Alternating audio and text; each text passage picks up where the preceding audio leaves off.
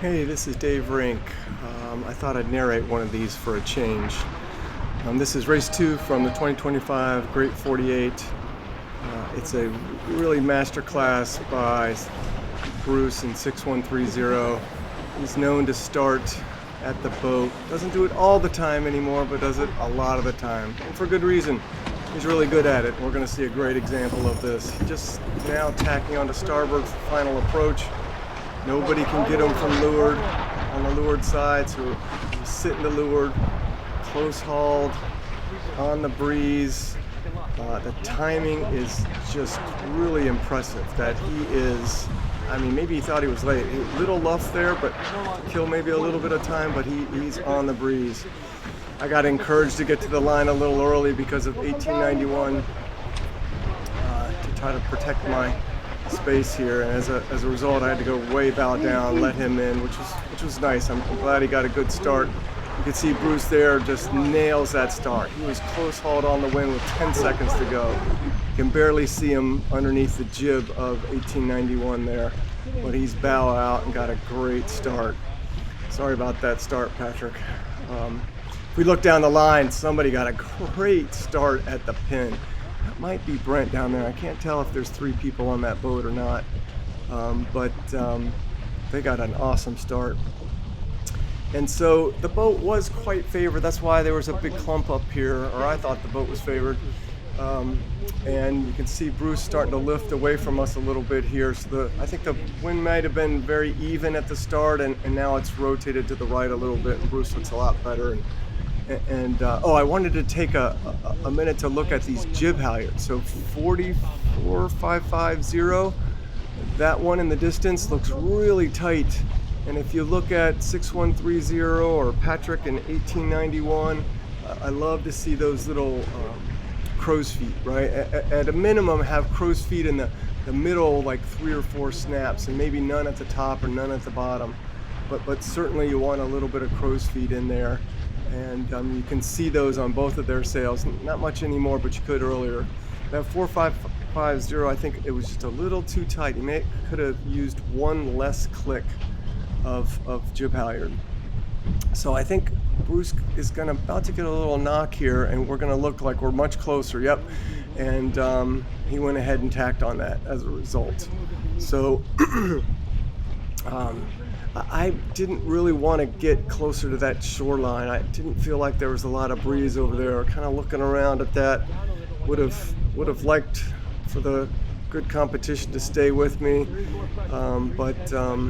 yeah, it is what it is. So I'm looking at the top batten there. I want the batten to be parallel, or the cord of the batten to be parallel to the boom. I don't care about that top tail. That top tail on a Scot just does not want to fly. I don't know if it's where they stitch them or what, but it does not want to fly. So I pay attention to the angle of the top batten, and I want the cord of the top batten to be parallel to the boom.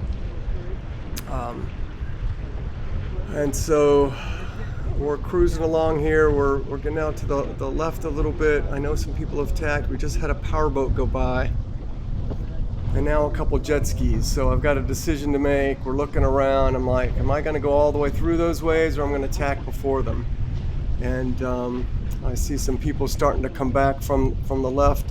Started down by the pin, and I kind of make a bit of a last-minute decision here to tack right before these waves, but I didn't want to go all the way past them. So I got to come out of this tack, do a nice roll tack, come out, bow down, sails out. We'll take a look at the sail here in a minute. That I really ease that main, so the telltale is for sure flying because it's way out right now. So I'm starting to trim back in, coming back up on the high side, flattening the boat out after those waves. You really got to keep the Scot powered up and heeled up in those waves. So a nice soft lead bow on Brent here. Didn't want to force him away, right? You're ahead of your competition. You want them sailing in the same direction as you. Keep them with you. If they separate from you, then they can get ahead of you. If your boat speeds are the same, right?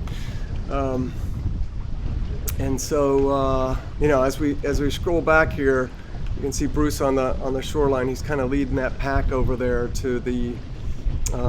He's aiming back to the Lake Norman Yacht Club, who's sponsoring this regatta. It was a nice. This was on a Saturday, so a nice cloudy day. Keeps the power boats off the lake. It's really nice when days like this roll through for us. But I did want to mention, so Joel's just sat in there. It's really nice that, he kind of does that on his own without me having to kind of ask him, right? And he's coming back up on his own, trying to manage the heel of the boat. So making sure that, the angle of heel of the Scot remains the same is pretty important. So I got a little puff there, ease the main out. I brought the Vang up across the deck. I don't think I put it on. It wasn't windy enough to have it on. Maybe I pulled it up there and just cleated it so that it was, snug when I eased. But yeah. So looking back, Brent's still with me, which is good. I like to see my competition right in that spot. I'm just glad he didn't tack away, right? It makes me nervous when I split with the good competition. Means somebody's going the wrong way. Somebody said that to me a while back about if two boats meet on opposite tacks, somebody's going the wrong way. We got a little knock there, so we went ahead and tacked. I'm not sure this was a super wise idea, but it ends up working out okay. Mainly because there's not many people way out to the left here. So it was a bit risky, and I really wanted to close my gap or my distance between myself and Bruce a little more.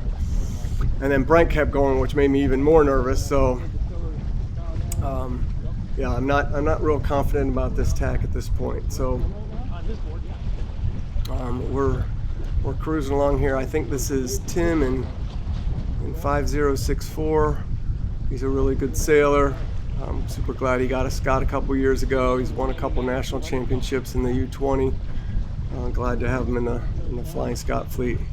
I'd have Brent in the Flying Scot fleet too, man. That guy's won all kinds of national championships.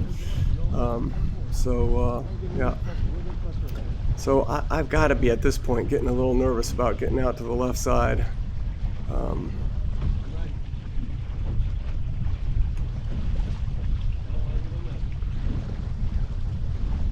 Yeah, because we're pretty far out on the left. I don't see anybody on the left-hand side of the screen really.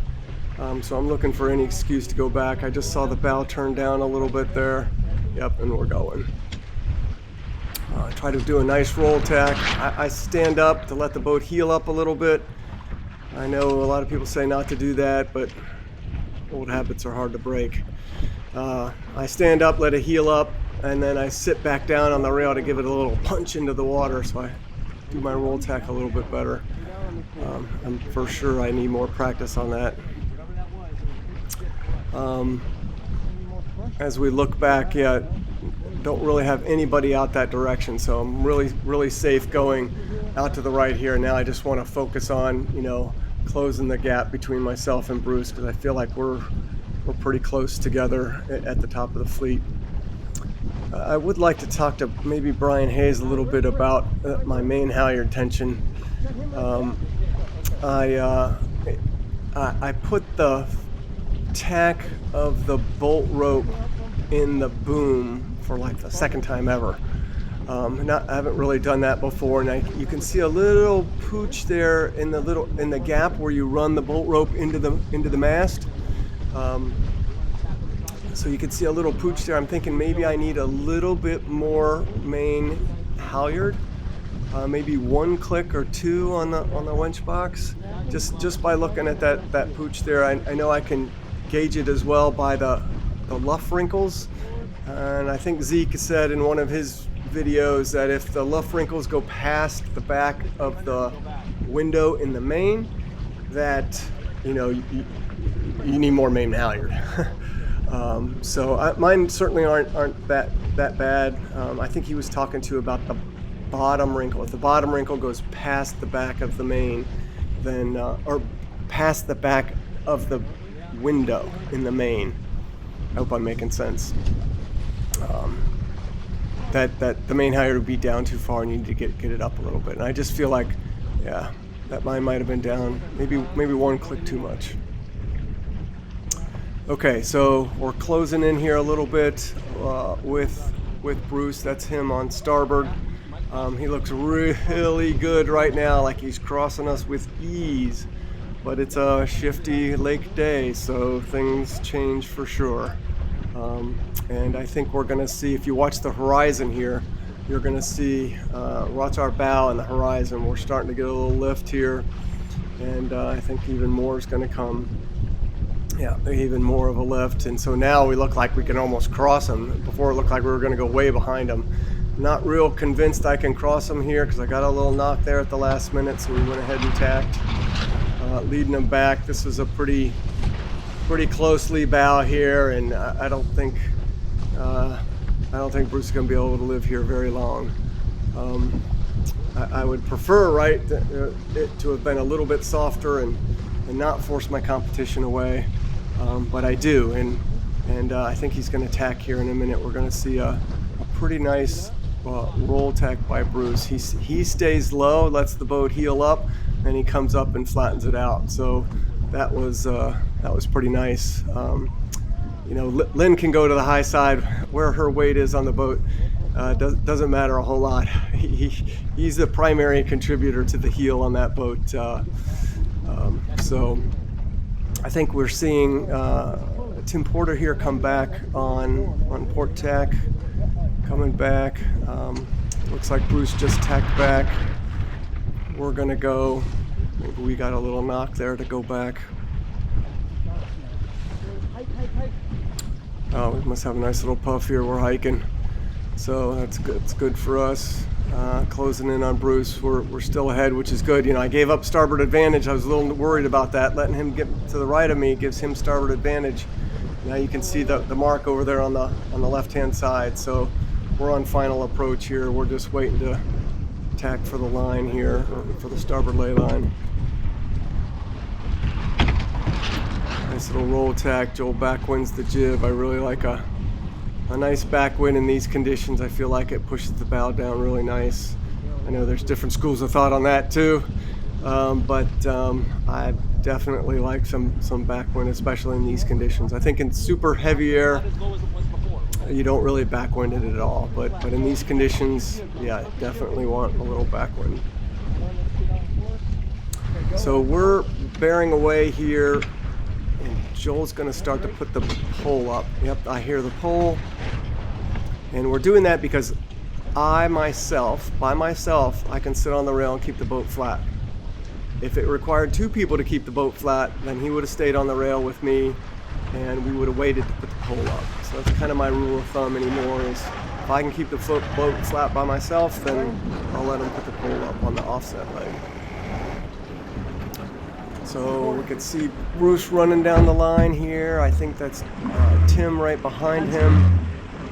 I just heard our board go up. Look at favorite job. Find it. No, we're on favorite job. Yeah. So I had a little panic there. Yeah, I didn't bother to think on that upwind leg, would we be jibe setting or would we be doing a bearaway? I just automatically went into the bearaway set. And I should have been thinking about, you know, especially the last 25% of that leg, what have we spent more time on? Starboard or port? Right, and if we spent more time on starboard tack in the last 25% of the leg, then it's probably a jibe set.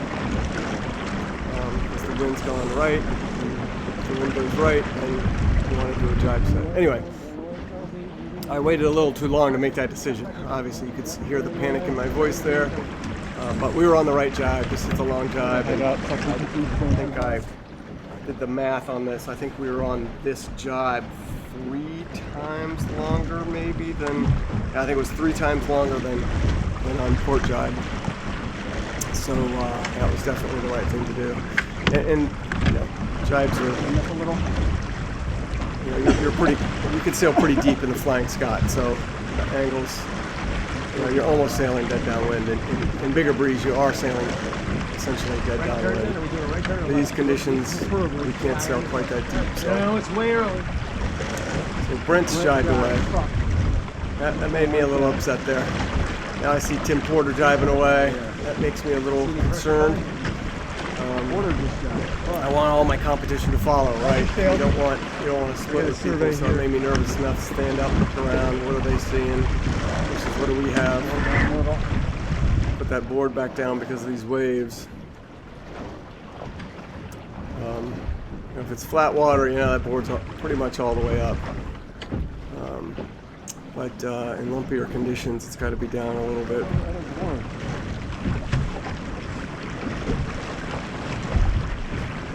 So I really like to let Joel fly the kite, not so I can look around on what's going on behind me, what angles do I need to be sailing to protect my breeze, and where is the new breeze coming from, that kind of thing. So yeah, I put the board down a little more there. I have to heat it up. I'm going to heat it up a little here for these waves. Okay, so yeah, waves are coming. Put the board all the way down, heating it up. Board's going forward. I want you to trim that main in a little bit. All right, we're through the waves. Pole's coming back. Oh, main was in. Okay, let the main back out. Should have pulled the board back up. Just checking around. What I was saying before was Joel's really good about telling me what the pressure is in the kite, so that it helps me know, do I need to heat it up a little? Do I need to come down some? I'm just kind of protecting my breeze from the boats behind me here, so I'm trying to head up to keep the boat going fast and to protect the breeze. But Joel's constantly feeding me pressure. I feel like you keep turning right.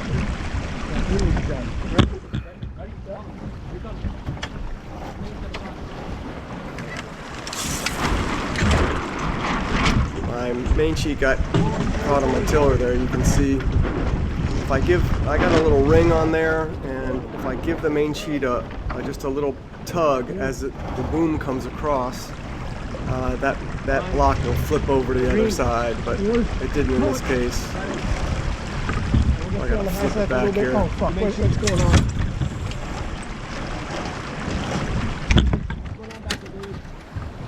Yep, so I'm pretty happy Bruce followed. He jibed right behind us, so that makes me happy. My competition's staying right with me, not separating. I'm most worried about those. I think it's Brent and Tim over on the far shoreline there. They got a lot of separation from us. When there's a lot of separation, you can make gains or you can have losses. So I want to try to reconsolidate with those guys. That's Dave Ames in the white and black I feel like the wind's going more right. Directly behind us. He was using a borrowed boat in the Regatta. He was using Carol Claypool's boat maybe, and Dave Saperstein's chute. I don't know what combination of equipment he had. One of them upwind? But I think he jibes here in a minute and follows as well, which is nice. That's what we want to see. We want our competition to go the same direction.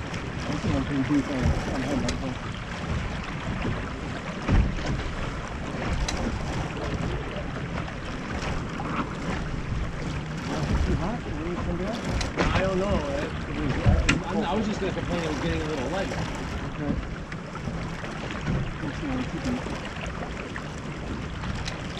Yeah, so if my crew's complaining to me that it's light in the sheets, I'm gonna heat it up a little bit.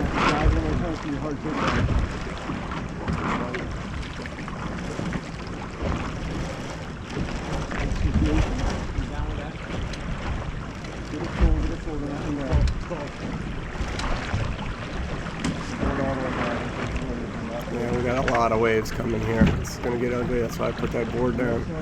It was probably only up halfway, but I put it all the way down.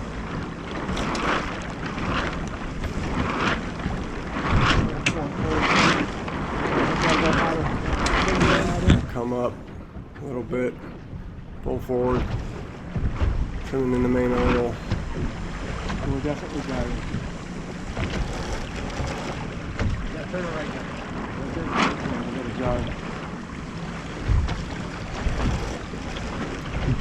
And so they did shorten this race. We're going to hear two horns in a minute. You gotta go. I gotta jibe, but man, I do not want to jibe in these ways, but you gotta do it sometimes.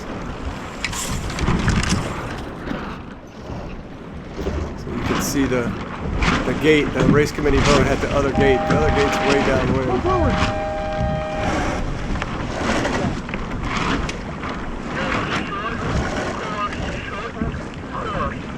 You finishing this?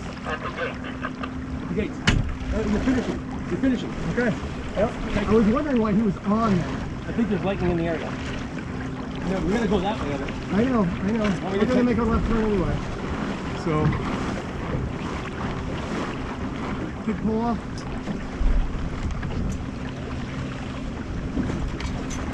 That's our finish. Guide boat. Basically took the pole off, jibed, then took the kite down.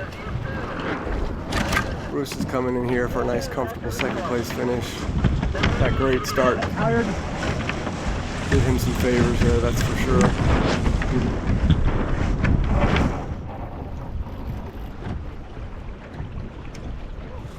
That's Tim and Brent duking it out for third and fourth, I believe. Him and the mark.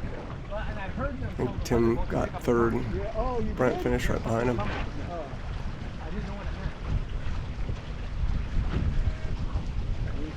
Alright, thanks everybody for watching. Let me know if you have any questions. Thank you.